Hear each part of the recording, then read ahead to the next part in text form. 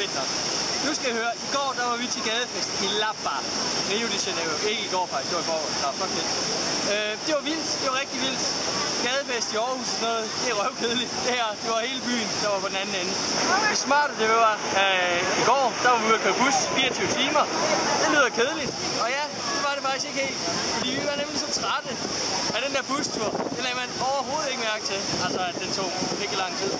Så det var faktisk en fest at køre bus. Det skulle vi ikke tro. Det var meget værd at flyve hernede. Det tog 12 timer eller sådan noget. Men som sagt, 24 timers bus. Yes, fucking nice. Ha' det godt. Og så skal vi lige sige, at gadefest, det er noget, der sker hver weekend. Ja, ikke forresten. Gadefesten i Lapa, det er hver weekend.